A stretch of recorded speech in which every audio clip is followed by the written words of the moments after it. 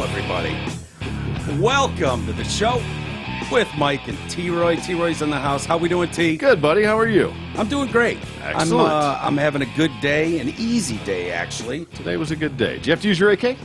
I did not. Fantastic. Yeah. Then it was a good day. It was. Cece and I were here. I was just doing some research because we got a comic actor, Paul Aaliyah, in the house Yeah, look at today. that. There he is. There's that handsome son of a bitch. Hey. Right there on camera. Hey, Holy Paul, how are shit. you? Bro, I look like I own the vape shop. Yeah. I just came through to my number one clients. There you go. How you doing, man? Welcome home. Good, man. Mike and T, what is up, players? Oh, Welcome. Good to have you here. yeah. Thank you Yeah, for man. coming by. We love having people come by. I hate doing phoners. Oh, yeah. I'm not a fan of the Zoom shit or the phone calls, but anytime we can get someone in studio to come just hang, grab a coffee, grab a beer, whatever, and just hang. It's the best. Yeah, man. It's a lost art form. It is. You know what I'm saying? Everything's all digitized and shit, man. But it's like, nothing beats this, bro. Also, in a home, Yeah. you know what I mean? Yeah. I hope it's comfortable. I think it is. That's the Oh, goal. it's very comfortable. I took my shoes off. I don't know yeah, if you remember did. that. I know. I'm like, you don't have to do that. It's a shithole up there. Don't worry about it, man. Like, actually, I encourage you to wear shoes. Yeah, exactly. You've seen the kitchen floor. Yeah, It's a nightmare. exactly. We're getting ready to redo some stuff up there, like gut a lot of that. So right now, Oh, it's wow. just like, yeah, whatever. Just leave your shoes on. No one cares. Oh, hell yeah. Well, what are y'all going to do? I'm just curious. Blow out a wall, replace the floor. I mean, a whole new kitchen, all that kind of stuff. Hell yeah. Eventually, yeah, it's coming. We've already got the tile up there, and it's just sitting in the garage waiting to go. Yeah. And appliances are ordered, all that kind of stuff. So it's gonna be good when it's done. But this is the office. This is it, players. Yeah, This is where it happens. This is where the magic happens. This is Hell the place yeah. to be. There's an actual magician. Yeah. Exactly. So I am excited, man. If you want to follow Paul, if you're not familiar with him just yet, you will be. His name's Paul Aaliyah. Paul Aaliyah Comedy on TikTok. Paul Aaliyah Comedy on Instagram. At Paul Aaliyah, ELIA on X. Are we calling it X now instead of Twitter? I'm going to call it Twitter until they change it back. Right? I think we should call it Twix. Twix? Whoa. Twix, that's not bad. Right? Or Twitter. They should have called it Twitter X because he Yes, that would've made uses the sense. hyphen Like X. SpaceX and all that. Yeah, SpaceX, Twitter X. Like he's basically Xing all these things, and it's like that's the real move. But he Twitter X would have so worked. It's more Twix, like Twix would have worked. X Twitter. Right? Or X didn't. Twitter. Ooh, X Twitter. He Well, then it does- would be like X Space. Space. I don't know. You'd You know have to what? put the We E should in have there. clearly been a part of his marketing team. Yeah, it seems like a totally missed opportunity. Yeah. Because he does. I mean, he's named his kids, what, XYZ and shit, and he's got some math XR4TI. formula. Yeah, whatever yeah. that His thing son was. is named after my license plate. Yeah, so- there you go. There you go. Yeah. But yeah, missed opportunity. Twitter X. But I never know. I'm like, is this X? Is this? I was looking at Tucker yesterday, and it still says Tucker on Twitter. I'm like, all right, well, if he hasn't flipped yet. Yeah, because I think the Yes. domain hasn't flipped, but like the emoji or whatever it is, They like is an changed their X now. symbol. Yeah. Yeah, it just seems weird to say just X. X. He's gonna change it back. You think so? I think people are just like, what is this? It's sort of like when Facebook would do those updates, and then people are like, this is so weird. Yeah. Why is this update? Why is my profile picture up here now? And it looks like this. And then eventually they started to like find what works. So to just make this abrupt rebrand, Yeah. it's like weird. It's like Especially Washington after- Commanders. Just doesn't jive. Yeah, I didn't know where they No. were the Commanders. It's like you could have gave us like a countdown. All Yeah. of a sudden. Well, Well, we all like football team. The If you're Washington gonna go football away team. from Redskins, That go was with football brilliant. team. I loved that. that was just a big fuck you. Yeah. Oh, we can't be the Redskins? Okay, we're the Washington football team then. I wish they would have kept that No forever. problem with Yeah. that. None. Yeah. You are filming your first special. It's your first special, right? Yeah. Officially. October 13th and 14th at the Detroit House of Comedy. That's at 2301 Woodward Avenue in Detroit. If you're looking for tickets, you could call ahead 313-312-4965. That almost seems archaic. Just go online. You can, like everybody Yeah. else. Who It's has like phones radio anymore? versus podcast.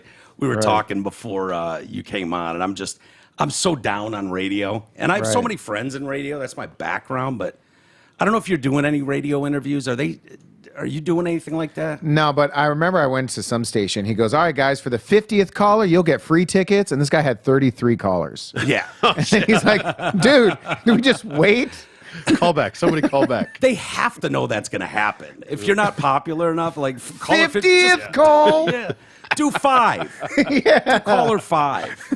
What are we doing Oh, here? man. Yeah, you got to know your audience, I guess. Yeah. It was rough though, man. But because here, you know, when you're doing a podcast and it's like, especially if you're at someone's home or something, it's like, we all understand. No comics getting up at 6 a.m.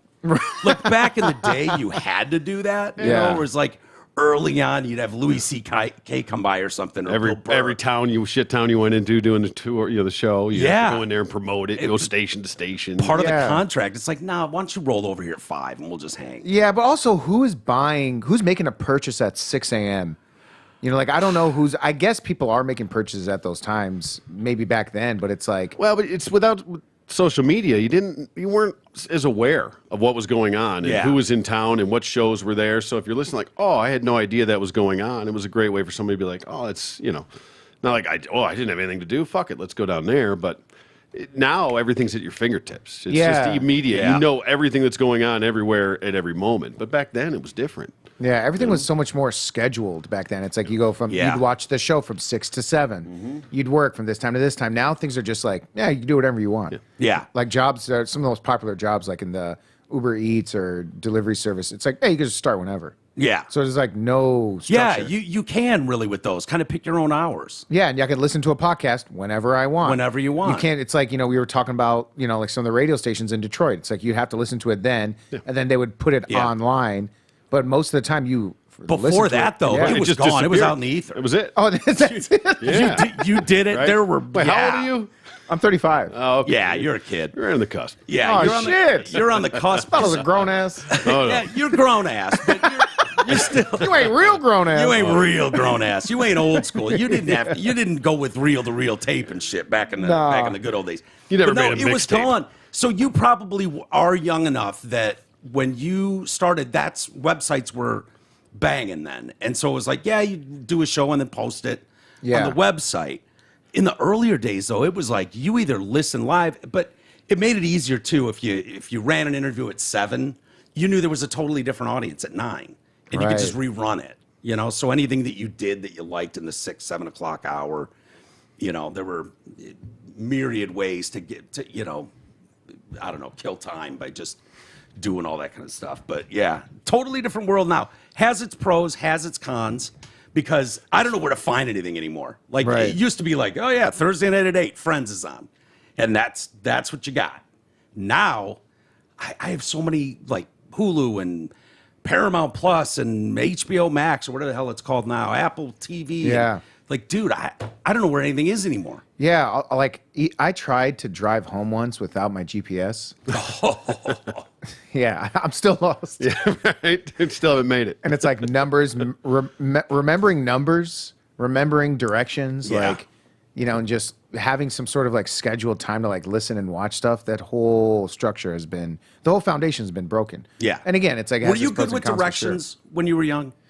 Like some people are just kind of born with that.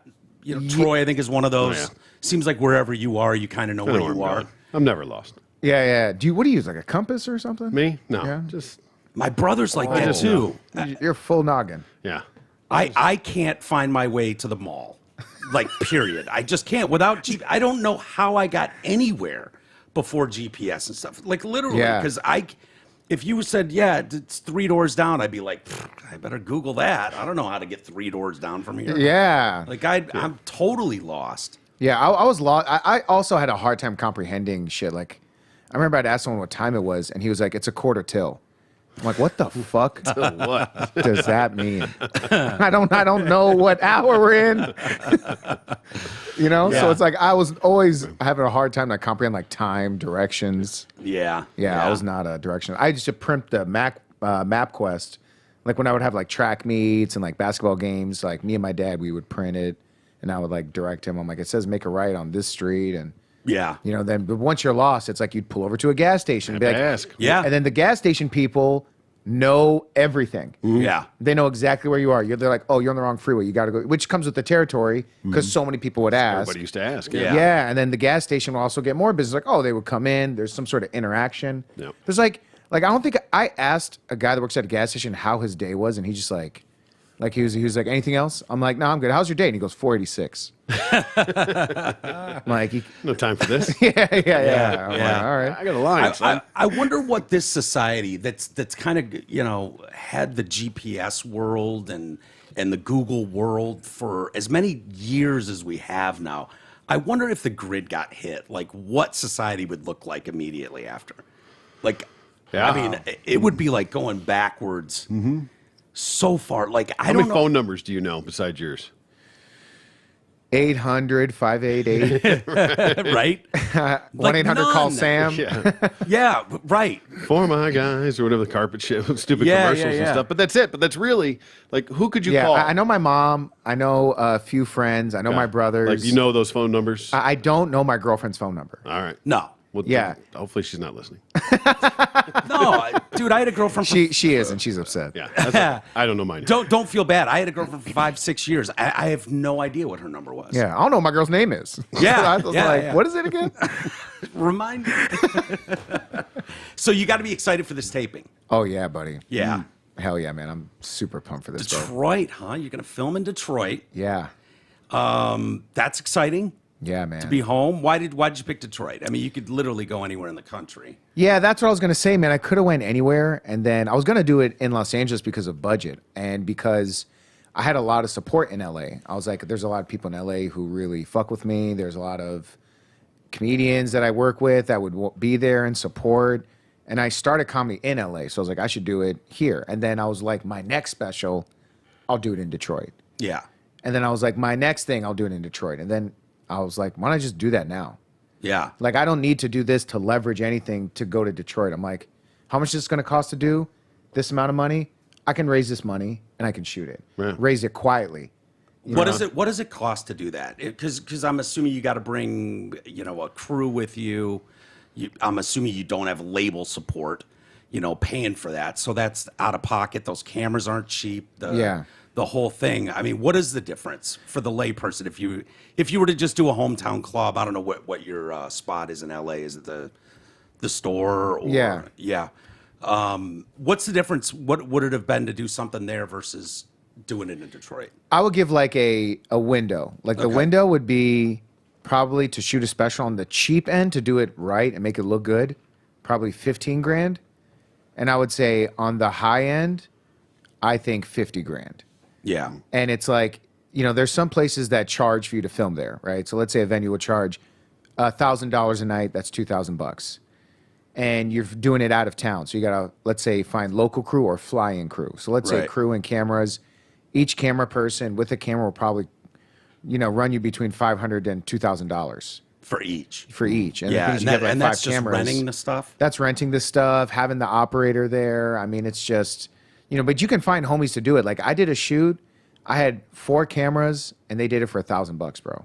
Really? And that was the hookup. And they brought really high quality cameras, but that was because they were like, we just want to work. We have nothing else to do. We're passionate about this. We want to do it. Yeah. So for my special, I have a lot of people who are really passionate about this project. And the director of it, Dan Ringy, he directed my first feature film that I ever starred in. We produced a feature film together called Dirty.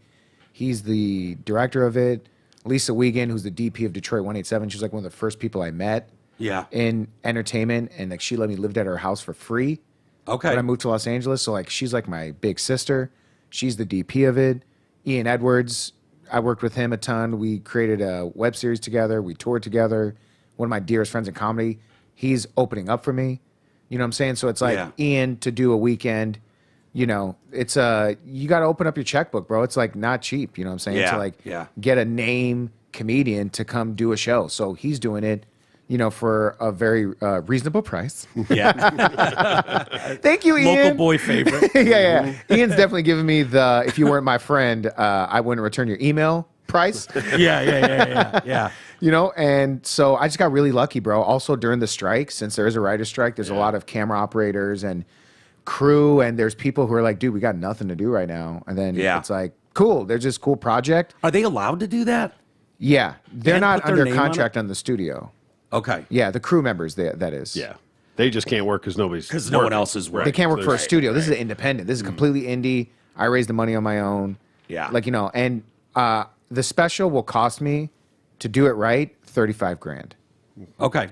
That's what I need to make it look right. But the thing is, I was prepared to do it for 15 if I had to. If you had to. If I had to, then I would have been like, I probably would have operated the camera. Like, Yeah, I mean, I don't know. Yeah. But I would have gone creative and been like, cool, we can't have any creative, like, dynamic shots. We just have to have tripods, and maybe in post, we can do like a little like wiggle thing to make it look like it was handheld, and I'll edit it myself. How many camera shoot is it?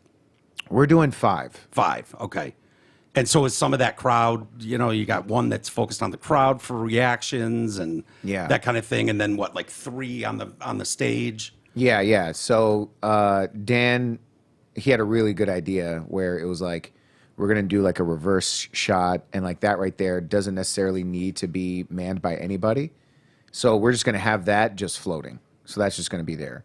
And then we got 2 other cameras on the sides. Those are gonna be stationary. And then we have some more dynamic shots, and then we have someone walking around getting reactions to the crowd. Because like you don't need to you get a couple laughs. It's like, cool, we have 10 different laughs. Yeah. So now we have this selection of laughs when we need to, cut to a laugh, or like, and they're also cutting it live. So they have all the cameras there. So they're just doing live cuts. And So you've got a director, basically. Yeah, I got a director. He's basically going to be like, let's go to camera 2, camera 3. And then usually the line cut is the most real and authentic one. So that's what I'm pushing for. Line cut is basically just with the unedited, just from camera to camera cut. Okay. And that's like the cut that they did from the board. Like sometimes, let's say someone walks in the way of the camera, they're like, oh, go to camera 3, and then they go to camera 3. Yeah. And then if you go to that previous take, you'll see someone just almost walk in front of camera. So sometimes they have to fix those things. Yeah. But I just want people to feel it all the way through. Like I don't want it to feel like things were cut in and jumping. Yeah. I don't want to feel like TikTok. Yeah. I'll put it on TikTok. Yeah. But I want it to feel like a story. Yeah. Well, we knew we had to have you in here. For the first time in a long time, I got hit up by J. Chris Newberg and Raj Sharma. They're like, bro, you got to have our boy in. I mean, and I was like, okay, yeah, if those guys are vouching, love those dudes. Oh, I love those guys, man. Yeah. I'm glad that they connected us, bro, for sure. Yeah. Have you known Chris and Raj for a while, or? Oh yeah, I mean Raj.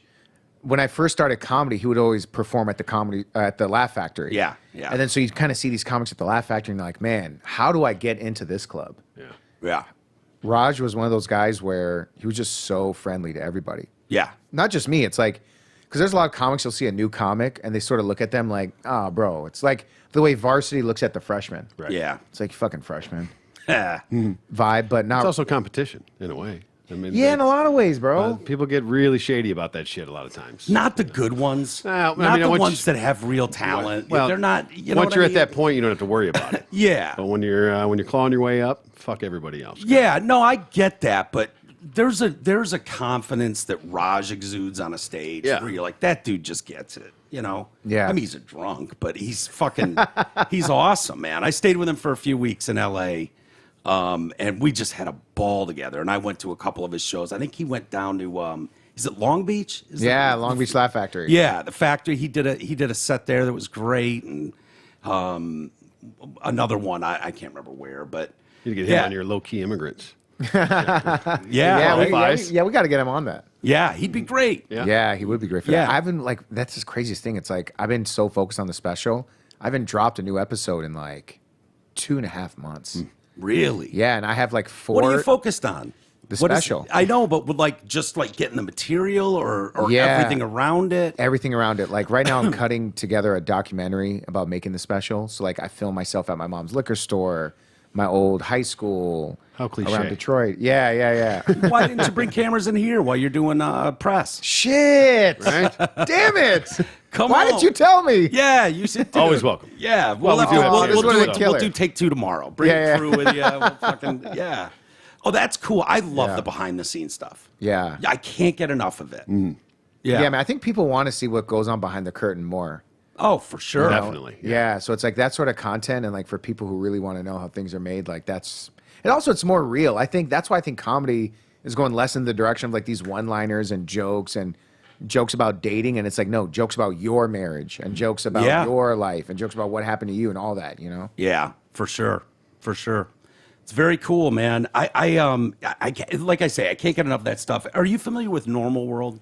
No. The show Landau's doing, you know Dave Landau, right? Yeah, Dave. Yeah. Does he have a mohawk? He did. Yeah. He did, yeah. Anyway. He might still now. It's gone now, but Is it?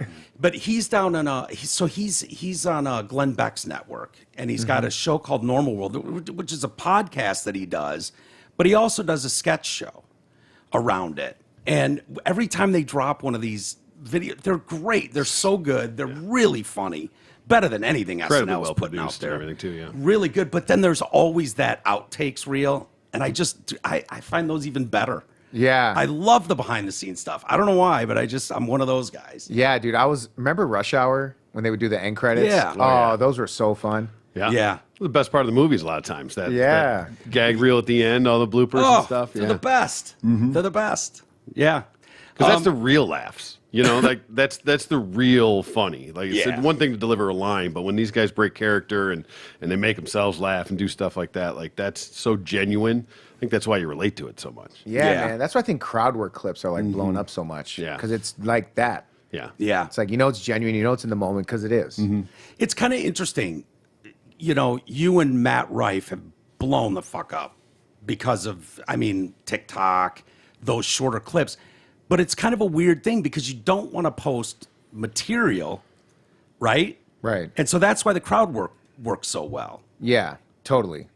Is that that's right? That you don't. It's like, well, once I've done this joke, I don't want to give them my material because then they've seen that. Yeah, we should guard our material because it's like this is what networks buy. Yeah. Like they're not buying crowd work clips; they're buying, material. Also, I think we should all be constantly writing. And also, there's a lot of topical things that are happening that eventually don't become relevant anymore. Yeah. So I'm pro putting out material that's, will probably not be relevant in a few months. Yeah. Right. You know what I'm saying? Because, it's weird, like 5 years from now, you'll see a special, and then someone will be like, remember the Titanic?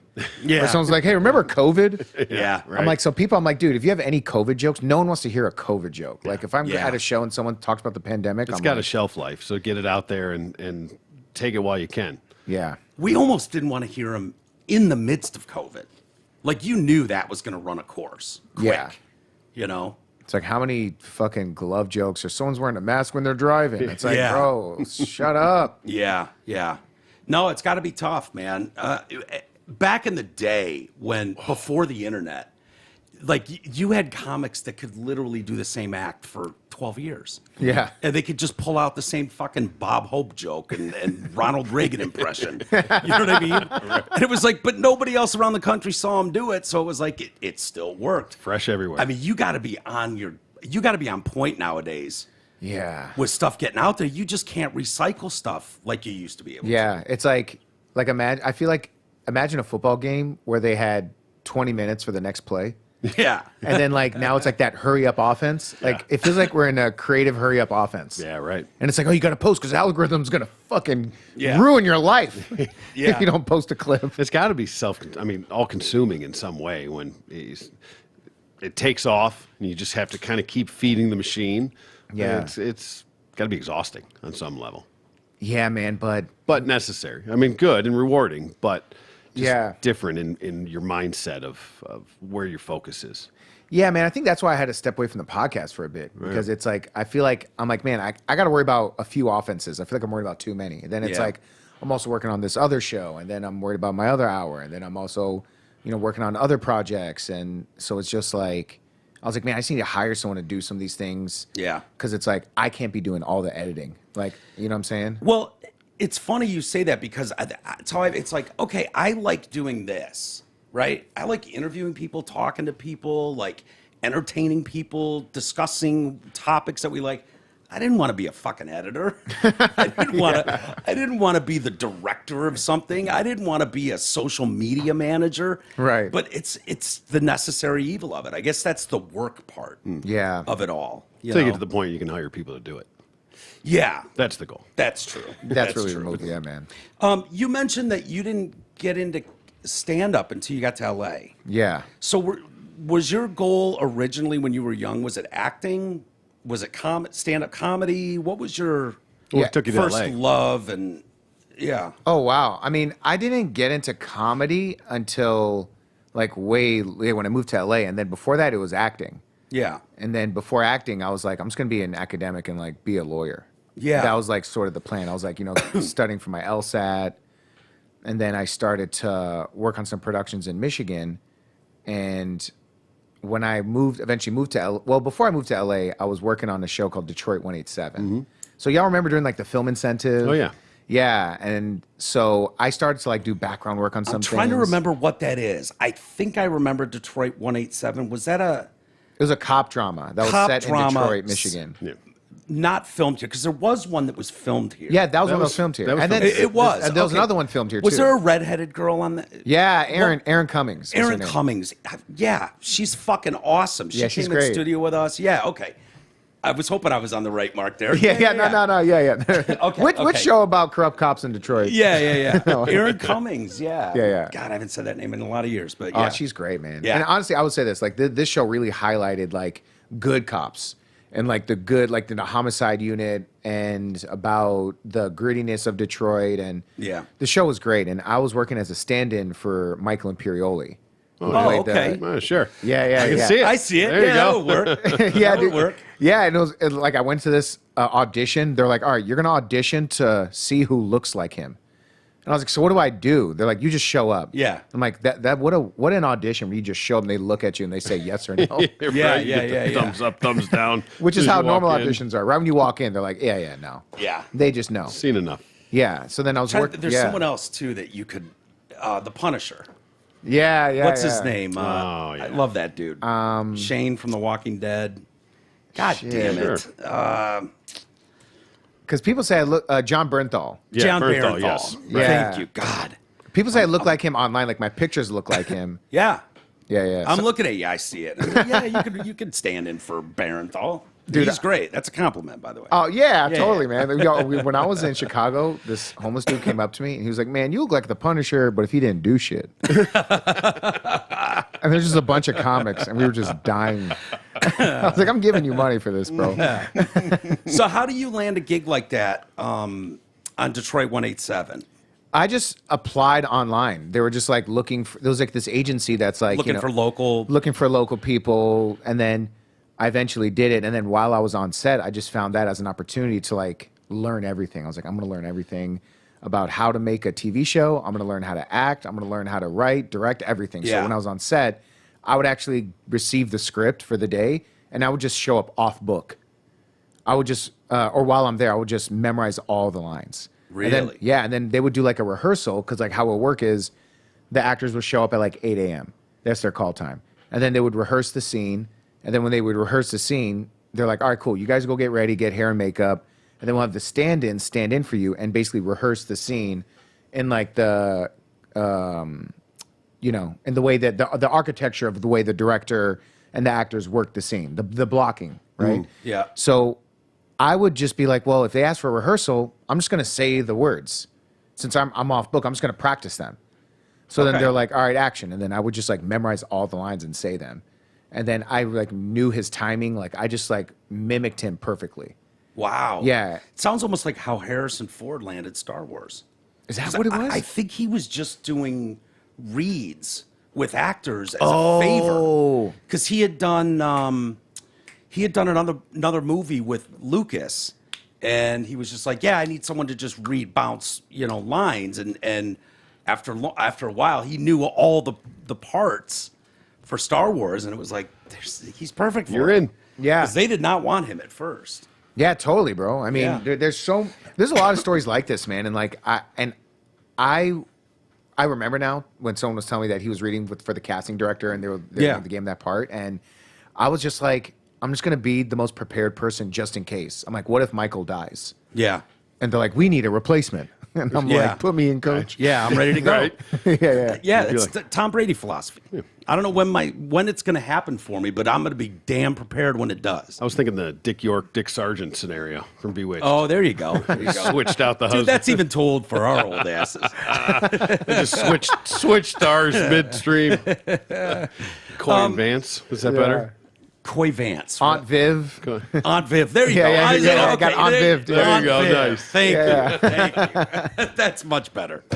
I like the I think I like the second Aunt Viv best. Yeah? Yeah, I think so. Okay. Although the first one kind of got fucked. She did, I believe. Oh, I didn't know what happened.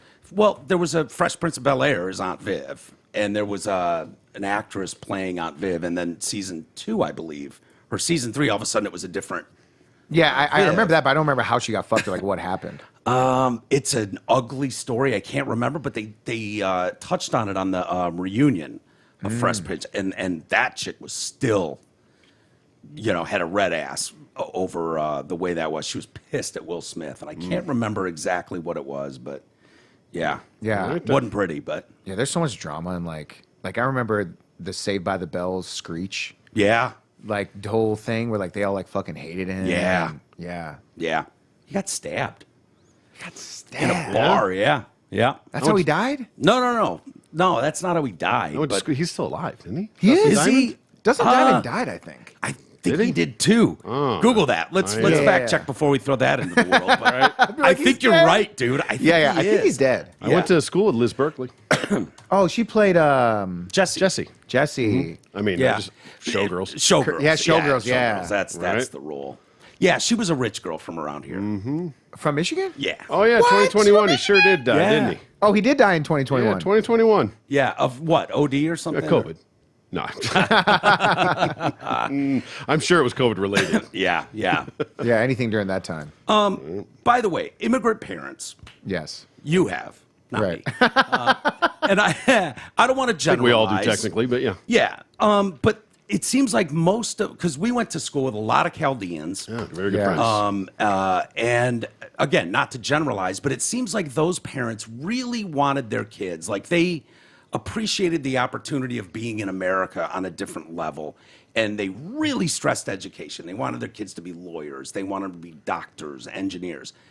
Certainly not on that list, I would think, would be actor, comedian. Yeah. How did your family treat that? Were they super supportive? Were they like, oh shit? Because isn't your brother a prominent attorney around here? Yeah, Sam. yeah. He owns Lee and Ponto. He has his Oh, yeah. commercials. Oh, Yeah. no shit. Yeah, okay. that's my brother. I see it now there, too. All right. Okay. Yeah, I told him I'll be his stand-in. That's funny. You know, that's funny Go because to court. when I Play heard a the lawyer. name and I saw it, like that was like rattling around back here. Like I saw it. Yeah, E&P or Yeah, EP, EP whatever Law. it is. Shout out EP Law. Yeah. hell yeah. Ely and Ponto. Yeah, Lee and Ponto. Yeah.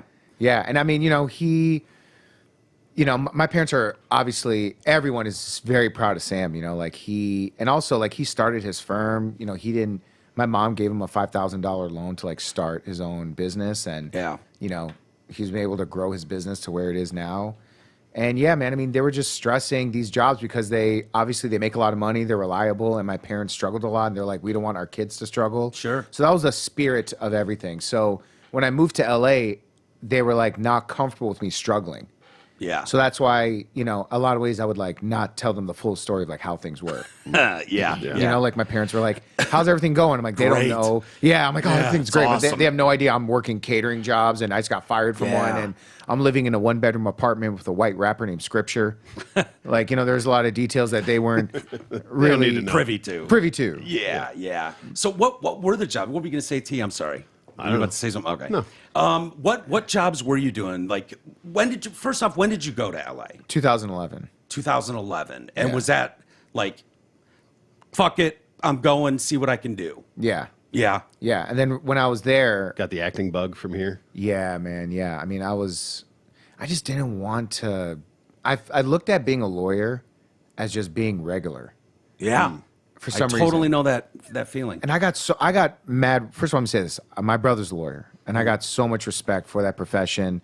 I got so much respect for a lot of these professions that require education, and rightfully so. But for me, I just felt like it was limiting to me. Yeah. So The idea of, I don't care if you have a nice big corner office, the idea of going in and having this like responsibility and workload, like it's terrifying to someone like me. Yeah. I'm sure it is to someone like you too. yeah, man. That is just more free and just like, yeah, I don't know where this is going to go, but we're going to figure it out, Yeah, buddy. Exactly. Yeah. So the parents were pretty supportive then? They were. my mom's told me to quit a few times. Really? You know what I'm saying? Where she goes, you got to just quit. And then I'm Yeah. like, no, I'm not going to quit. Like, there's been times I'm outside of a show. It's like sold out. And I'm like, Mom, but the show is sold out. And she goes, how much are they paying you? And I'm like, $100. She goes, how many people are there? I'm like, there's 100 people here. She goes, 100 people? You're getting a dollar. And you're from getting each. $1 from each person. Yeah. And how much you get? $10? You're getting fucked, player. Yeah, yeah. And thing is, and she's right. And it's like you do $100, and like that money is not really like, a lot to pay for shit. And that's why I was like hustling really hard. So once I started making money, they were like, all right, cool, this is dope. Yeah. And like I had to make enough. What did it take? Seeing you on the TV for the first time? Not or- even then. No? Not even then, man. It was just Yeah. money because the thing is, I wouldn't lie. I couldn't lie to my mom. So like she would ask me, and the questions she would ask me were financial. Yeah. Like I'm like, Mom, I just did this TV show. I was on Marvel's Agents of S.H.I.E.L.D. Oh, yeah. And I was telling my mom, like, Mom, this is like a show for Marvel, and I'm about to be on it. And she goes, how much they pay you? And then I was Yeah. like, they paid me $1,200. Yeah. And then she goes, minus taxes, and then your agent manager, what'd you get? And I'm like, I got $600. She goes, you left everything for $600. That's a car payment, Paul. Yeah. And so that's their POV of it. Yeah. Yeah. It's almost like you're going to school, though. Like when I got into radio, I interned for 9 months. I didn't make $1, nothing. And it was like, I got up every morning at 4 a.m. and went in and hung out and would do anything. You need me to do some voice work? Fine. You want, I'll just stare over someone's shoulder and learn how to edit and, learn what this guy needs to make him better and just figure it out. But, for a lot of people, that's like, what? You want me to work for nothing for a year? Yeah. Are you nuts? But every person in that field has that story. Yeah, man. But for comedians, we're working for free for, numbers and numbers of years. We're like, Yeah. like I'm doing shows. Well, like I do a show and he's like, here's $35. Yeah. Like I was flying myself out so I can feature for comics for free. And I was like, I'm paying $300 to go fly out to do a sold out show in Arizona for free because if I go up and do very well, maybe the levy. club booker will book me to feature for more shows. Right. And then That now, goes well. Maybe I can headline at some point. yeah. So then I would keep doing all these investments of like shows and like maybe if I Investing can in hit it. yourself. Yeah. Yeah. So what jobs were you doing that financed that? Man, I was catering. I was doing catering gigs. I was working at a nightclub. I was doing valet. Yeah. I was working as an unlicensed massage therapist. I was doing. I was an assistant first at the spa, and then I Googled how to give massages. So then like someone would come in with like a sports injury. They're like, hey, there's some guy's coming in. He has a tendonitis in his knee. And he has this, and I'm just like, oh yeah, I know how to do that. Really? Yeah. Just wing it. Yeah, I think I heard a lot Watch of a people. YouTube guys. video real quick. And yeah, got it. That's so awesome. LA is the most unique scene for that, where it's like the most beautiful people on the planet are working as a waitress or at a valet shop. You don't see that anywhere else in the country, where these people are all just doing whatever side hustle they got to do Yeah. to stay in the game. Yeah, it's weird when an Instagram model's making your Subway sandwich. Yeah. Right. Yeah. It's gotta be. It's gotta be. Was it tough to do the audition game? Like the rejection would have killed me. That would have. I don't know that I would have been able to handle that. Yeah, you just have to build like a numbness to it. Because Just like, calluses. man, when I was auditioning for commercials, I still audition for commercials, but like I had a commercial agent at first, and then that is where I was getting the most volume of auditions. So the thing is, I would have like 4 auditions a week for 4 different products. And then I would get callbacks for all 4 of those commercials, right? Because like, let's say they see 500 actors. Of those 500, they take 50. Yeah. Of those 50, I would always make top 50. And then of those top 50, they would narrow it down to like 2 or 3. And then that's when they say they put you on hold for it. So I would have 4 auditions on like, let's say 2 Monday, 2 Tuesday. And then on Friday, I'll have 4 callbacks for all those. So 8 auditions in 1 week. Mm-hmm. And then I would be on hold for 2 of them. Not book any. Next week, 3 auditions, hold for 1, then 3 callbacks, hold on 1, nothing. And this was going on for It's got to be 6 emotionally years. exhausting. It's got to be almost the highs and lows, traumatizing. the getting your hopes up and then not getting. Oh I mean, my God, man. Oh my God, bro. Like I was just like, but I kept going and like I would have a job. Like I had this job where I was going to work as a host of this nice restaurant. It's like my second interview. I got it. They're like, we normally do 3 or 4 interviews. We should do a trial period, but we're ready to start you on Monday. And then on Monday, my agent's like, hey, you have an audition for Folgers, and they asked for you specifically. And then I was like, this is the same time of the thing. And I was like, hey, guys, can I come in later? They were like, you know what? Don't come in. We're not doing this. Yeah, day one, you're already asking for time off. Yeah, and then I was like, well, this is a great story for how I booked this audition. And then I went in there, and they're like, yeah, nah. Jeez, you lost them both. Yeah, that's why I don't drink Folgers anymore. Yeah, there you go. Yeah, you're a Tim Hortons guy. Hey, Tim Hortons. Right? Product placement. Oh, that's got to be so tough. Because I can imagine there's like, not all of them, but at times it's like, oh, I'm perfect for this. This was made for me, this part. And You it's go like, in and think you killed. yeah, you you do kill. Yeah, You know what I right. mean? You do, the audition goes well, the read goes well, whatever. And then it's like, oh, now I got a call back. Oh, it's all lining up. Yeah. And then you don't book it. Yeah, man. Oh, that's got to be crushing. Yeah, buddy. And that happened 300 times. Really? Yeah. Straight Wow. up. Like, I'm not even exaggerating. Like, you can even ask my agent, Rick Ferrari at Ferrari Talent. Okay. He's There you been, go, he's another been my, plug. yeah, him and Alex Ferrari have been my agents since I first started in Los Angeles. They've been my agents for 12 years. Really? Yeah, they've been like my day one believers, and I've been with them forever. And man, I was going out all the time and never booked anything until I booked one finally Yeah. after 7 years. What was that one? That was for Honda. Okay. Yeah, and I walked in pretty high. Really? Yeah, that was my first time getting high for an audition. Well, there you go. Well, now you know There's the trick. yeah, you came in with a whole different mojo about you. Yeah, man. yeah. You're just calm, Your whole vibe relaxed. changed. Dude, I just didn't care anymore. You didn't look desperate. I was like, yeah, what's up, guys? Yeah. I was like, am I a helpful Honda guy? That's awesome. You do hear that for guys that are like, something finally hit when they went, I don't give a shit anymore. I don't even care if I get this part. Like, they're so discouraged. Yeah, or- for me, it took indica. There you go. Yeah. Is that what it was? Yeah, man. Yeah, yeah. That's amazing, man. It's amazing. Crowd work. When you're doing a lot of crowd work, at least the stuff we've seen, a lot of clips. Because I haven't gotten to see you live yet. I'm hoping to be at your taping. The crowd work that I see, I got to imagine, because this drives me nuts, when Troy and I will be having a conversation or talking to someone else, and then we get done with a show and something hits you and you go, oh, that would have been the perfect thing to say right there. Are there times when you're on stage, you do your thing, goes fine, whatever, and then you're driving home and you go, oh my God, I should have said this. Yeah, that happens. Do you all know the that time. feeling? Yeah, it's like it's like, man, I wish I would have. Athletes do this all the time. Man, I wish I would have just let go of the ball a little earlier. Yeah. Man, I wish I would have. So there's some of those. Like I look at stand-up comedy like a game. You know what I'm saying? Like you're about to play a basketball game. Yeah. And then it's like there's some like good moments, and then it's like what can I do better? But now I'm like more at peace with it. Like I just take my time, and I'm like whatever I put.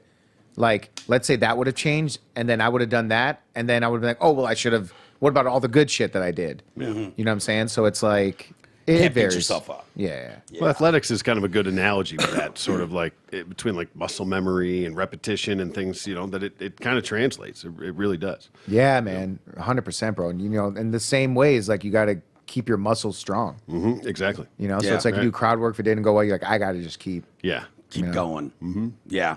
Did you do you have the typical story when you first started, like first got on a stage to do stand up of like just eating shit, or was it kind of smooth? Was it like, all right, I got this. I can talk to people. I'm a storyteller. I can tell your personality's really good, but it seems like all of you have the eat shit stories too. Man, I have like such a cartoonish movie script start. Yeah. Like when I first went on stage ever to do comedy, it was at the MGM Casino in Detroit. Oh, wow. And it was 2,000 people. What? And I never did comedy before, ever. How the hell did you get on stage in front of 2,000 people to start? So It's usually 3 people in a shit face at 1 a.m. in a bar. Yeah, man. And this was like a charity event. Okay. So I don't know if y'all remember Sean Majumder. He's a Canadian comedian. He was on this Detroit 187 as an actor. Okay. So he was also a comedian. And then when the show was wrapping up, he goes, yo, man, I'm doing this big charity event in Detroit. You got to come. We're going to do stand-up comedy. And I was like, dude, I do comedy. And I never did comedy. I was just like, I do comedy. Then he was like, for real? And I'm like, yeah, bro. Can I get a few minutes? And he was like, you got to be kidding me. I would have been terrified. That level of confidence is badass. oh, that level of delusion as well. Right. Like Yeah. a massage thing, whatever. I can do I anything. got it. Yeah, why not? Yeah, Believe basically. in yourself. Yeah, that's Actors straight up- lie for a living. What are we talking about? That's what they do. So, Yeah, man. so go ahead, finish it. Bro, I was just like, I'm just going to do this. And then I did the show, and it was just bad. Like, it was just silence. Was there a moment like right when it was like, Paul Aaliyah, everybody? And you're Yeah, like, they're like, fuck am I going to say? Oh, my God. I was in the back. Like, there was no bathroom where we were. So, and I'd have to pee every 5 seconds. So I was just urinating in the kitchen. Like, they had like a big kitchen in the back, and I would find a corner, I would just pee. And then I'd show up, and then more people come in, and then I'd just go pee. And then I was like, bro, I'm going to like collapse. I was like, but then I was like, I gotta go. So then when he brought me up, I went on stage, and, you know, like I was getting like laughs, like yeah. a lot of those. And I knew I was doing bad because I said a punchline that I heard someone all the way in the back, like sitting really far. And he was just like, man, what the fuck? So if I can hear such a faint, Yeah. you know what I mean? I started hearing people like talk. Like some guy was like, man, what is he doing? So how much time was there between your buddy says, hey, you got to come to this charity event? You go, I'm a comic. I can do it. 2 weeks. 2 weeks. So in Yeah. that 2 weeks, were you terrified? Were you like, here's my game plan? Did you try to write stuff? Put a bit together? or Put a anything? bit together? Yeah. I put a routine together, and I was practicing the routine in front of everybody that I Really? like met. I'm like, hey, I was going to do stand-up. Can I tell you what I'm going to say? Can I tell you what I'm going to say? And I would just basically hold people hostage and then just like run the material in front of them. And Were then they they would honest? just be like, yeah, they'd be like, that's good, cool. Did you believe him? Yeah. Yeah. Yeah. Were they lying? Yeah. All of them. My whole family. Right? Was your family there? Yeah. Oh, my brother's no. like, oh, that's going to be so funny. You should say that for sure. And then he goes, there's just one comic that said this joke. You should say that. He's I was like, yeah, I'm going to say what he said. There you go. Yeah, yeah. I'm going to steal this guy's bit. Yeah. He was like, you should be like, man, it's hard being black. And I'm like, yeah. Great. Oh, that's got to be. That's got to be. I'm one of those guys because I love stand-up comedy, and the difference between just a really green open micer and high level guys. Like there's certain things that you can go, okay, you could tell that guy's been doing it for a year. Transitions are big to me. Like when you just know in your head it's going to land, it's huge. This is going to be hilarious, and then it eats shit. Right. And seeing guys not know how to react to that and be able to transition and keep going,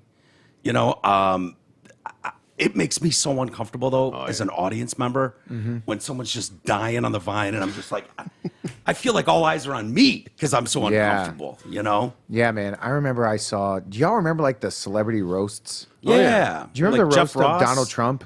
The Comedy Central. Yeah. Yeah, of course. It Yeah. was dynamite. Dude, do you remember when Mike the Situation went up? The guy from Jersey Shore? Yeah, ate shit, didn't he?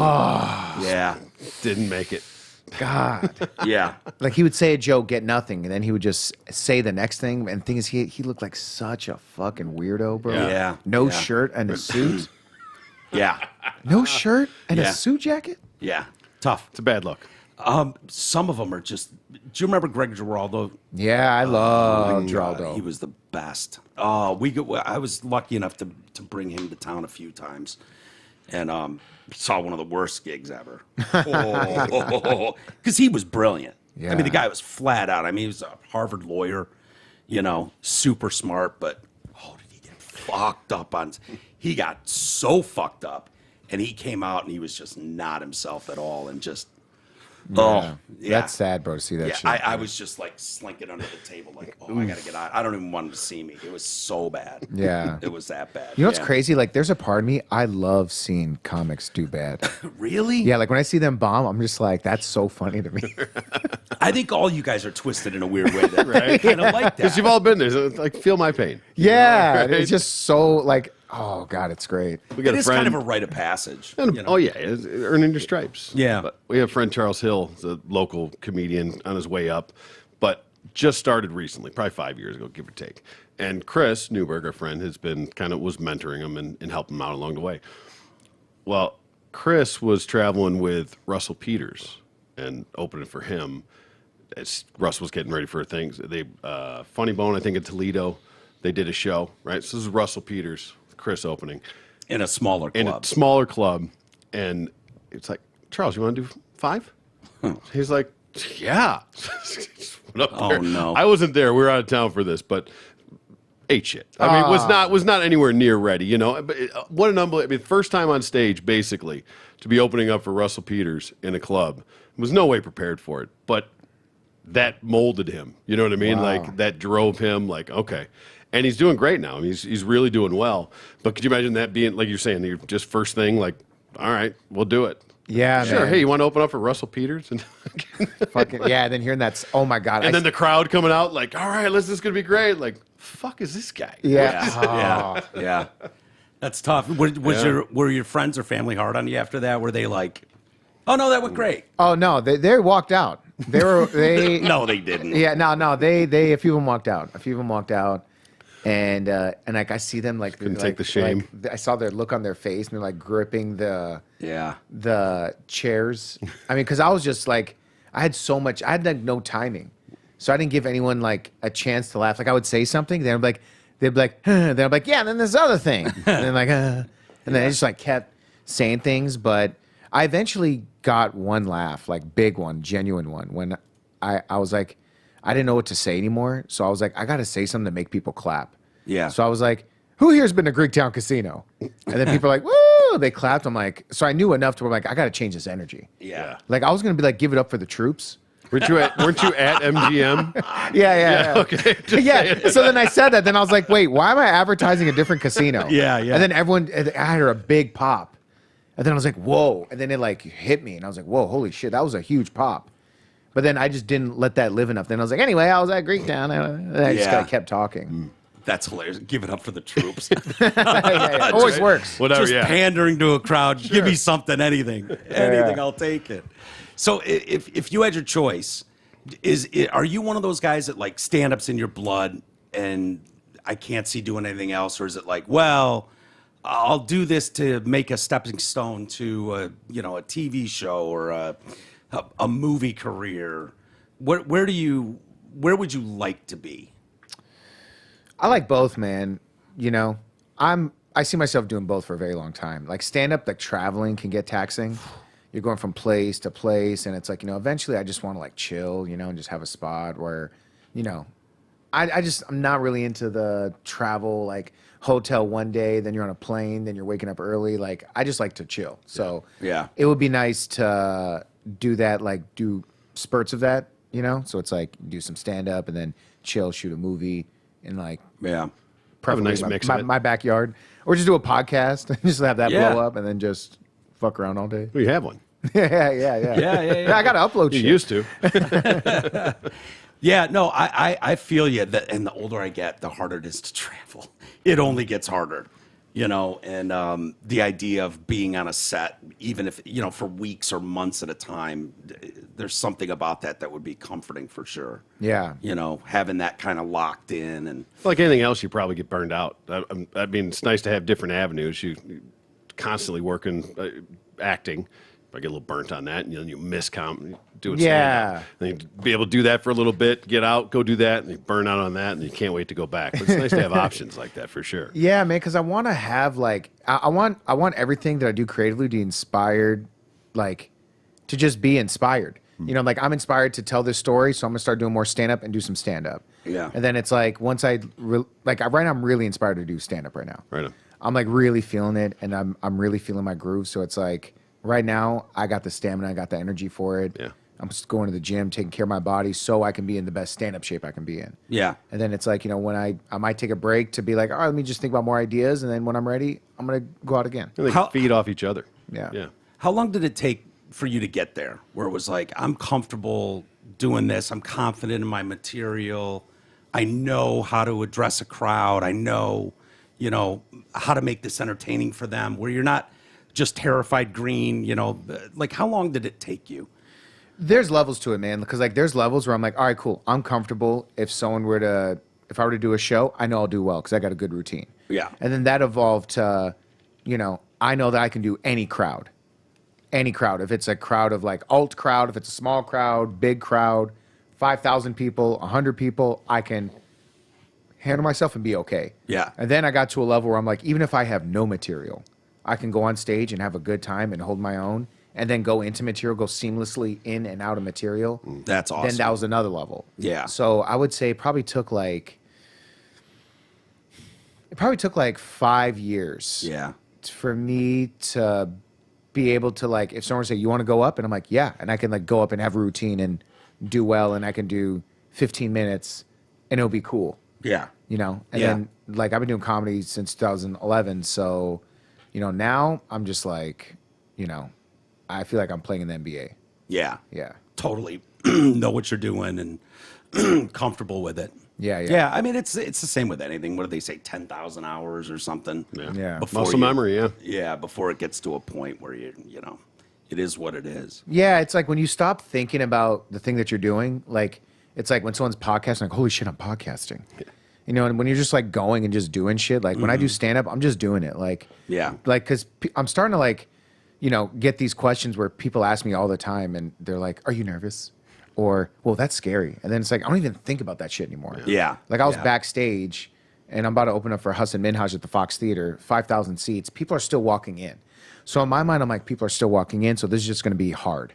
Yeah. It's not going to be easy. People are walking in. So I immediately had a game plan. I would say, let's say if I was 5 years earlier, I wouldn't notice. I would just be like, I just got to do my material. Yeah. And then that Straight could off have the not script. straight off the script. I would go into straight autopilot mode, but then I'm like, you know what? Let me get a second. Let me just see what's going on. Let me lean into it. Let me see when I get them. And then I did. I was able to find it. So it's like you develop those tools later. Yeah. Yeah. Yeah. Conan O'Brien. Yeah. You work for Conan. That's got to be unbelievable at That the was cool, time. yeah. How long did you work with him? I worked with him for about 3 years. Really? Yeah. How did that come about? I was working on a TV show in Miami. Interscope Records had an idea where they wanted to promote Ray Shremmerd's next album, Shrem Life 2. They did the Black Beatles song and you know so many other songs, man. They're shout out to Sway Lee and Slim Jimmy if they're listening. Yeah. Of course Sway Lee, they are. Slim Jimmy. Of course they're listening. Bro, and so their idea was that they want to do a mockumentary where they're basically doing basically a long form music video that has different moments where they'll play snippets of their new song, Okay. right? Their new songs on this album. So they had me play the main character in it. So they flew me to Miami and I'm doing it and I'm working with like these huge stars, you know what I'm saying, in the rap game. And the writer of it, his girlfriend was a casting director at Conan. Oh, wow. And he was like, you got to meet her. She would love you. So he connected us. Is this TBS Conan at Yeah, the time? TBS Conan. Okay. Yeah. Yeah, TBS Conan, yeah. So she brought me in, and then she brought me in to do a few sketches, and then they just kept bringing me in, and then like they kept trusting me, and then the asks were getting more and more, you know, they were trusting me with more, giving me more responsibility. Be like, cool, Yeah. now you're gonna have this huge monologue to say. Now you're gonna do this thing. Now you're gonna do this thing. We're gonna shoot it live. Oh, wow. Yeah, so you can do this live thing. We have one take. If you fuck up, it's like, So they were live. yeah, yeah. Wow. For a That's lot got to of be tough. You know, man, it was sort of like that thing where it was like, I was just like, man, if I fuck up, who cares, man? Yeah. I had enough wherewithal. I'm like, I'm just going to go. Yeah. And I'm just going to see what happens. You Yeah. know? Yeah. Yeah. That's awesome. Yeah, man. That had to be. I mean, he's one of the legends as far as like the writing room goes. Mm-hmm. You know, I mean, I think he's a Harvard guy. He was part of that whole, you know, whatever their comedy thing was at Harvard, and obviously The Simpsons, and then Yeah. his show. You know, but wasn't Newberg telling us about something about Conan? Like I think he was writing for someone that was going on Conan. Who the hell was that? T? Do you remember what I'm talking about? I sure don't. And and Newberg was like, I can't give you these stories. Dr. Phil. So Newberg's writing for Phil to go on Conan. yeah, you're right. And he's like, Yeah. dude, That's right. you can't do these stories on his. This isn't like other shows. This is Conan O'Brien. Like, Yeah. this dude will see right through it, and he will start fucking with you. He will ruin your stories mid-story. That's how strong he is. Yeah. You know? Him and Andy Richter. Yeah. Oh God, bro, those guys would bounce off each other. Yeah. Yeah, man. Would you get to hang out in the writing room and shit like that? I knew a lot of the writers, and they were really cool, man. They were really Yeah. dope, very encouraging. In a lot of ways, the writers of Conan were the reasons why I kept coming back. Yeah. Because they were like, oh, Paul would be great for this. And they would say specifically, we should get Paul to do this, which not a lot of writers would do. They would just write a sketch and be like, oh, yeah, cast whoever. Yeah, whoever. But they were like, no, we know Paul can come in here and actually do a good job. So they would ask for me specifically. Wow. You know, so they trust me a lot. So, man, I owe so much to them, you know? Yeah. Yeah. That's awesome. Yeah, man. I was thinking, you know, back when Troy and I were in high school, I mentioned out the gate that we went to school with a bunch of Chaldeans. Yeah. And what I remember about them is they stuck together like they were all family. Yeah. Like more so than anybody. All cousins. They were. And if you fought one They of were them, family. you fought all of them. You know what I Right, mean? yeah. Like you fought one, you fought 50. And it was Yeah. like, what the fuck are How many these guys moms do doing? I have to fight? Right? Right. How was the you know, I don't know, but how has the community been with you? Super supportive? Are they Yeah, I would say for the most part they are very supportive, you know. Like there's some that are just not fans of comedy, you know what Yeah. I'm saying? Like they're like, seem bro, serious? I Yeah, get pretty serious that people. vibe. Pretty serious people. Yeah, like I would say the older generation, like not a lot of them are like they're like, "Oh, that's so interesting." But like they still like live on some village energy. Yeah. But then the younger generation of Chaldeans, which are, you know, the Assyrian community, which not a lot of people know this. Chaldeans actually their religion. Chaldeans a church. But in Detroit, there's so many people who say they're Chaldean as shorthand. That just means they go to this. They're of the Chaldean Catholic faith. Really, the ethnic background is Assyrian. Okay. Yeah. You don't hear a lot in Detroit. You know, Right. people Yeah. don't say they Assyrian. were. I thought it was like they were Iraqi. Iraqi, the ones, yeah. but they were like the Christian Iraqi Christians or something Yeah. along those. Long story short. yeah, yeah. Basically, Without knowing it all, but Catholic Assyrians from Iraq. Okay, is sure. like what? So you consider Yeah. yourself Assyrian? Assyrian, yeah. My ethnic background's Assyrian, yeah. Okay. But you know, but I still say I'll say Chaldean because people are like, oh, you're Chaldean Assyrian. So it's like that's sort of, you know, but it's not an ethnic background. So there's a lot of Chaldeans who it's been baked into their mind that they're like, no, my ethnic background is Chaldean. Yeah. So there's some that are just like they don't really understand the history properly. So there's a Yeah. lot of like fake news about it and shit. Yeah. So I'm really trying to like explain that more and do that more, and you know the younger generation really supports it and supports me. You know what I'm saying? So yeah. You've got to be one of the few, like Yeah. in the entertainment business. Honestly, I'm trying to think of like big name, you know, Chaldean actors or comics. yeah, there's none, man. Yeah, Yeah, dude, there's I so mean, few of me. You Well, found like- your niche. That's Yeah, almost bro. good though for you, right? Yeah, man. I'm literally like a white running back. Yeah, there you go. Yeah. Christian McCaffrey, right here. In our presence. There he is.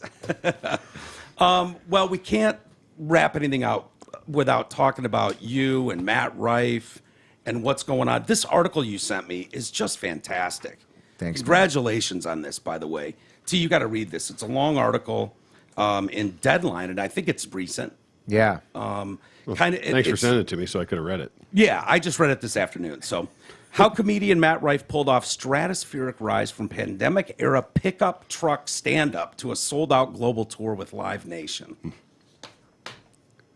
Damn, dude. Crazy. Yeah, it's true. What is pandemic era pickup truck stand up? I don't even know What what, a way that to means. describe it. Yeah. Yeah. So during COVID in Los Angeles in 2020, this was in March when everything was shut down.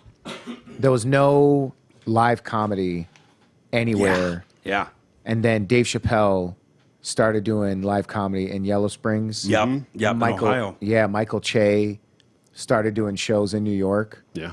Was Kreischer doing that? Or was We did that- one in the was backyard. Segura? We were talking about that. Yeah, That was a COVID show. We ended up doing here. Y'all yeah. had your COVID show, Right. When was your COVID show? That was August. August. Yeah. So it was late, but still, that was the only option. There was still everything was shut down for the most part. Yeah, right when like I think Chappelle started his in June. I think Kreischer even started before that. Wasn't Bert doing like drive-in theaters Yeah, or something like he that? started doing the drive-ins, but like in Los Angeles, Matt Rife and I, we were the first. It was called Low Key Outside at the time, which is now called Low Key Comedy Show. Oh, yeah. So before the pandemic, we had a show called Low Key Upset that we did at the Comedy Store. Pandemic happened. We were like, we should just rebrand this as Low Key Outside.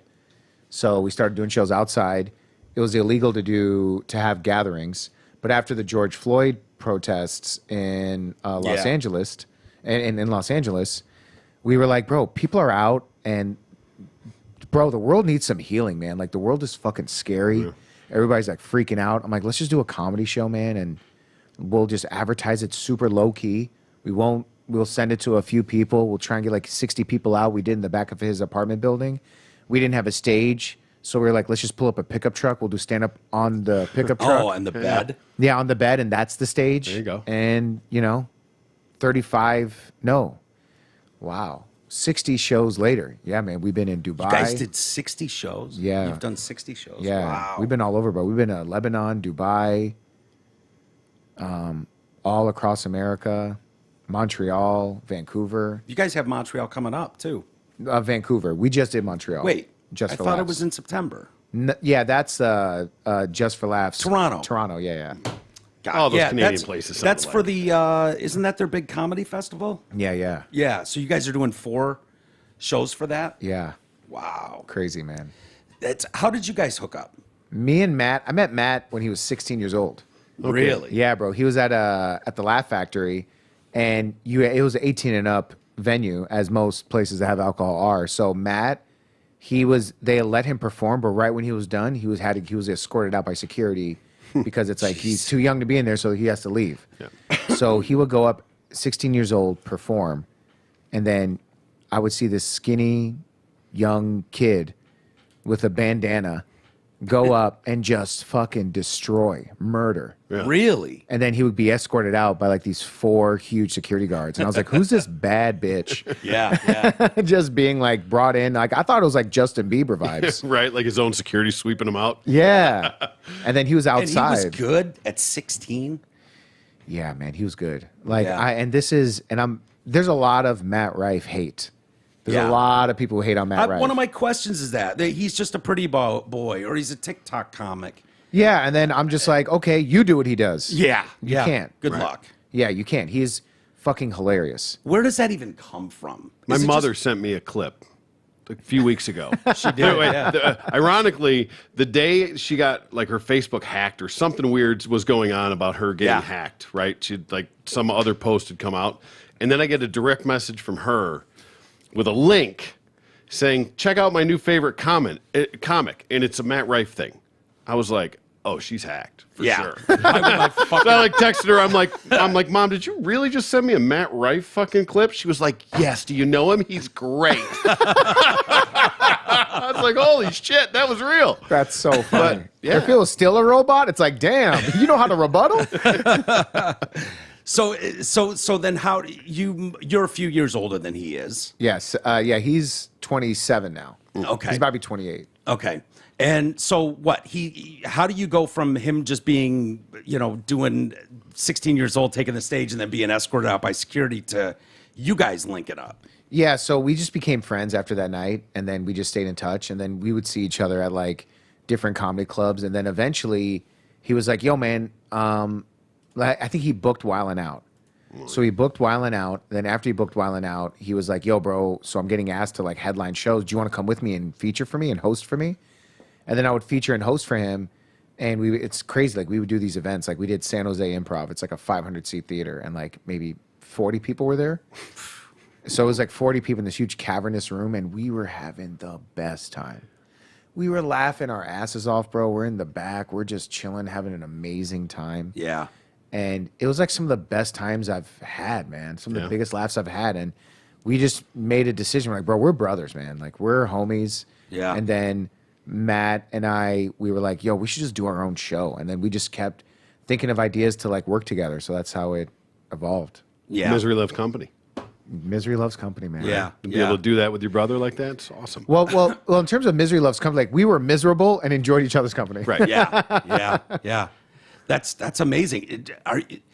Are you glad to be like totally not tied to Hollywood contracts and you guys are doing it on your own. Yeah. Like completely. It's probably not how you envisioned it.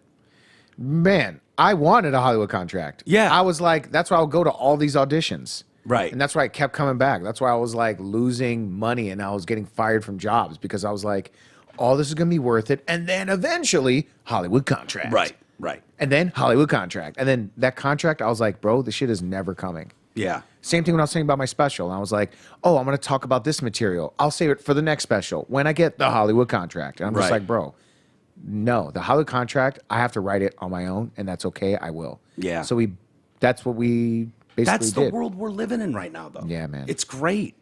I mean, it really is incredible. I mean, it's a swamp of, everybody's got a show or something, and it's hard to rise up above and make yourself known. It's remarkable what you guys have done. I mean, it really is. Thanks, man. I mean, what was it? I mean, Troy, I didn't even know who you guys were yet. This is back a few months ago when that show went on sale and sold out in 12 hours. Yeah. Or some shit. Mm-hmm. I mean, meteoric. Yeah, man. Did you see that coming? I always knew he was going to be huge. I mean, it was just so clear to me. It was like the first time I saw him, I'm like, this guy is a star. Yeah. He is.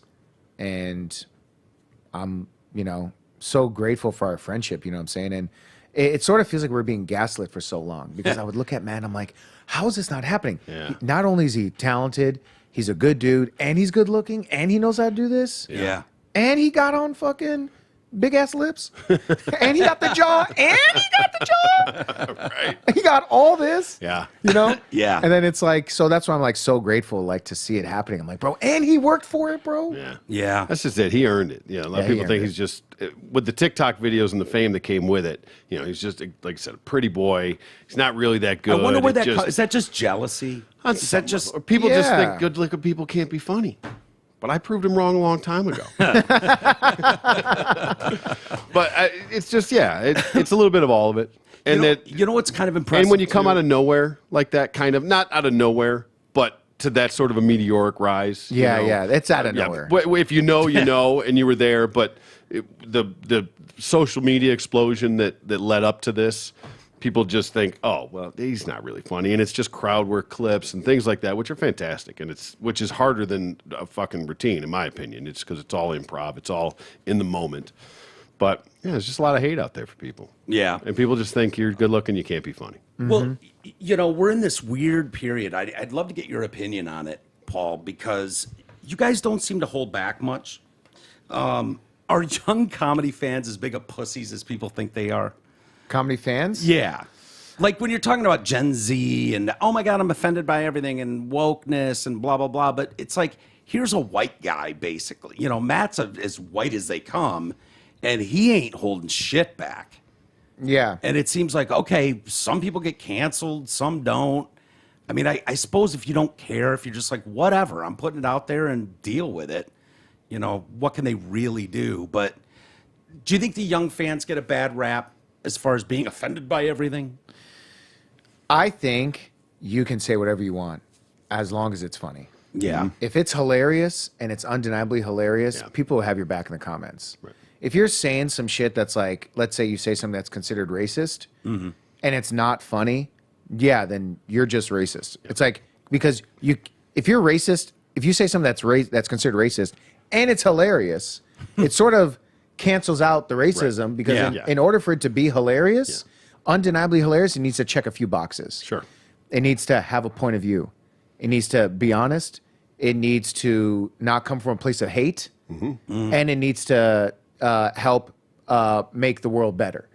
So it's like if you're just saying some shit of like, these people are like Lazy, this. yeah. Lazy, and they do this. And it's Yeah. like, you just say that, and then it's like, Kelly, people are greasy, right? They're fucking greasy pieces of shit. Anyway, dating's crazy. Yeah. People are like, what the fuck are you talking about? Yeah. So I think the Gen Z generation also, bro, they're not coming to the shows. I'm like, bro, I'm doing a show. Come. Like, you give me your money, pay for a ticket, you cool. Not give me your money. You paid. I don't get a whole lot of it. Some of it. $20. I might get $1. So you come, you show up, And it's like, bro, if something's offensive and you walk out, like that doesn't really happen. Like, and the thing is, I talk about shit that, I have my views on porn. I have my views on religion. I talk about politics. I talk about my family. I talk about Iraq. I talk about the government. Like, I'm talking about a bunch of shit. So do we. Honestly, Yeah. you know what I mean? Like, it's like, hey, this is our opinion on stuff. And I think what is sort of lost that other generations understood better, at least in theory, is, sometimes you need to be inartful and eat shit to find the humor somewhere in there. Like, it's not always going to come out right the first time. And my fear was always like, I don't want these guys holding back. Comics to me are so important in society, to be able to laugh at the powerful and point out hypocrisies is really important. You think of George Carlin, you know what I mean? Yeah. Like, that dude could change people's entire opinions societally. You know what I mean? Just by having a point of view, and you go, wow, I never thought of it like that. But you had to have the balls to go there and maybe eat shit getting there and say it wrong the first time. And it's like, he's racist. And it's like, well, or he's just trying to get there. Give him a few months. This will come out a whole lot different. Yeah. In the long run, Yeah. People are starting to like back off though. I really yeah. think like people are trying to cancel everybody because then it's like, I don't think it's really happening as much. Yeah. Really. I feel like that's really kind of eased off. Yeah. a bit. It like has has. seasons. There's like cancel season that comes up. Yeah. There's like cancel training camp. The first season of Me Too was amazing. Oh, yeah. Season 1 of Me Too? Yeah. Holy shit. Yeah, my buddy auditioned for that. Did he get the part? Yeah, he didn't. Chris Delia? Yeah. Oh, he booked it. Yeah, he booked it. He nailed it. Yeah, he's an A-lister. Yeah. When it comes to the Me Too. Dude, what is the, how do I say this without being a dick or getting anyone in trouble? How is the drug scene improved with the more successful you get? The drug scene in terms Yeah. of... Like, getting better shit backstage.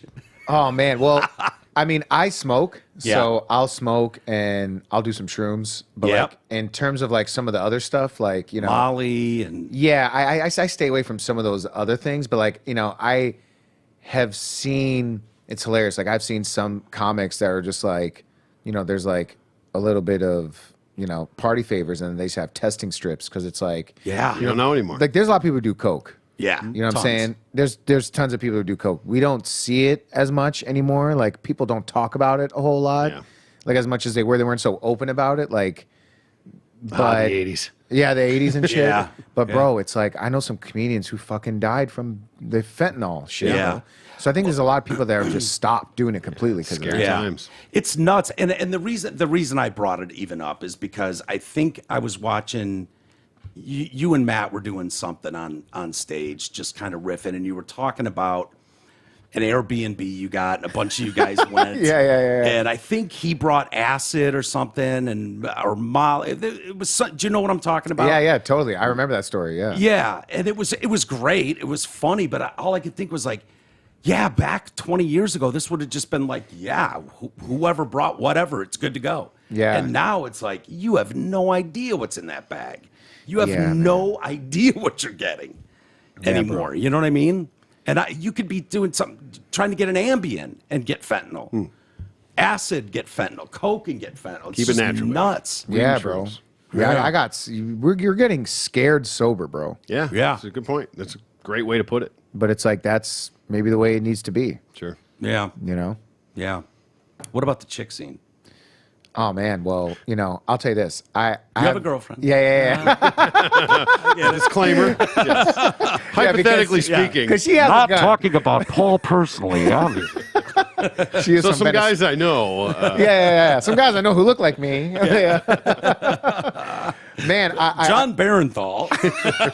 Michael Imperioli, for example. Yeah. Oh my God, man. I mean, I will say this. I think women are pretty. The more status you get, the more valuable certain women would find you, right? Which is normal. It's like, you see someone who's like successful and You know, that adds this layer of attraction. And the thing is, I feel like sometimes pointing that out, it's like I'm not saying that all women are this way. I'm not saying that all women just are you know, superficial. But it's undeniable. And it's like, yeah, bro, a single like athlete who's like a star athlete who's like very well known, or like a musician who's very well known backstage, there are women who are screaming. There's women throwing bras at Drake. Yeah. They're not throwing their bras at Drake. Like, they would like to have sex with Drake. Yeah, of course. You know what I'm saying? There's Yep. Yeah, and if they had the opportunity, they would risk do it all. They risk it all. Fuck yeah. Yeah, these are called groupies. Yeah. So groupies exist. Hi. Yes. You know, and I support the groupie community. That's good for Of you. course. You know what I'm saying? I'll show up to a groupie march. Nice, right? You know what I'm saying? I've donated Yes. to the groupie fund on Indiegogo. Yes. On IndieHoHo, I have given them, yeah, bro. And it's like, I'll do a show and then I'll, you know, yeah, women like will send DMs. Because the thing is, it's DMs. Yeah. So women will just DM you. You know, this is even when I was single. Like, women would DM me like, hey, what's up? You know, you were so funny. You should meet me here. You should meet me here. Me and my girls are going out to drinks here. And I was like, man, I am not going to like hook up with fans. I am not going to do that shit, bro, because Never ends well. It never ends well, bro. And man, I really just want to work. I just want to work. I'm very careful of like who I'm surrounding myself with, and I just work so hard, bro. Yeah. Yeah. I work so hard, man, and like I just never really was a part of the whole like, all right, let's celebrate, let's party now. We got a bunch of girls and let's drink Yeah. and you know, I was just never that, man. And like, I think I went through my phase in like high school and college. Like, I had fun and I would go to parties and do stuff. And then once I moved to Los Angeles, I think the Chaldean in me, I was like, bro, I am going to get this, man. I'm not letting anything stop me. I am not. That's why I stayed away from drugs. I was like, that's why I didn't drink. Yeah. You know what I'm saying? I was It's like, it's the Ryan Seacrest attitude. Yeah. That's why I knew when they tried to Me Too him, I was like, bullshit. Nope. I know people that know Ryan, and I know that guy just puts his head down and he just wants it all. He wants to work, and there's no way he's going to jeopardize Risk it all He's for not that. going to risk it all to grab some chick inappropriate. He's just not going to do it. yeah. I mean, know? y'all seen Last Dance with the Jordan documentary? Yeah. of Yeah, course. there was that pivotal moment he said. It's like when he was a rookie and he said some of the Chicago Bulls players were like, yo, bro, we're about to get in this hotel and have Yeah. a good night. And then he was like, bro, I went home because I practice. Yeah. So he said no to that shit. Yep. And Yeah. I was like, man, You got to set that tone early. Takes a special person, though, man. You That's can't, gotta you be can't start. tough. It's hard to quit it once you start it. So But yeah, but man. you got to know though, when you're coming up and it's like you got nothing, you got no money, you're not making shit when you play a club, and then you know I was looking as I was doing research and I was like, oh okay, what's Matt Rife's special? It might have been Matthew Stephen Rife. Matthew Stephen Rife, yeah, the second one. Yeah, and is that the one that came out 4 months ago or whatever? Yeah, that came out last year. Okay. Yeah. Well, whichever one it was that I was looking at, it dropped 4 months ago. It had 14 million views.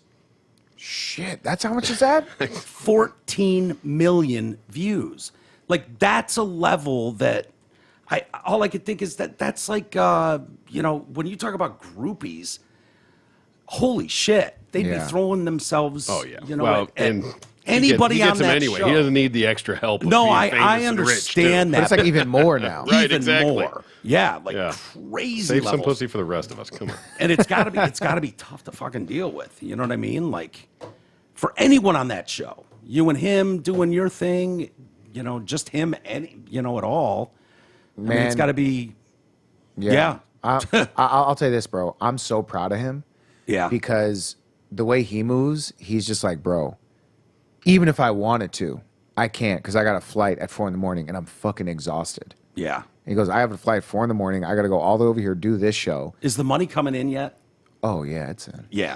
I mean, Yeah. yeah, Is right. it private jet time yet? Yeah, it's private jet time. All right. All right. There we go. Yeah. Next time you're in Detroit, bring him. Let's have fun one night. Dude, I mean, that bro, Come on. I brought him 2 years ago. Did you? 2 years ago, I brought him to Detroit. We did the Stagecrafters Theater in Royal Oak. Oh yeah. And we couldn't even sell that out. No shit. Wow. Yeah, it's amazing how quickly it can turn. Yeah. Crazy. Yeah, man. One thing that I thought was interesting, I wanted, and we'll go out on this, but he had mentioned, you guys were busting each other's balls on stage, and he had mentioned that you can't throw a baseball. In fact, he said, you ever seen 50 Cent throw a baseball? Paul's worse. And I was like, it's not possible. It's possible. How is that possible? Mike, it is very possible. Where did you say your family's from again? Iraq. Syria. Iraq. Yeah, I with would all the think- rocks they throw. No, I would think all of you guys would have known how to throw a grenade. stone You'd in. all know how Yeah. to throw a I grenade just by need the a time you're tank. 3. The fuck? Yeah, No, man. you look athletic to me. Yeah, I I mean, know you're athletic. it's just baseball. I can throw a football. Okay. I can throw. I'm pretty good with the lacrosse stick. right. But it's just baseball. Like the thing is, I would just throw like this. I like kept it. Like I just had an unusual release. Shot put. Yeah. Not to bust your balls. I just thought it was Yeah. Not to bust your balls about balls. about balls that you can't throw or can, whatever.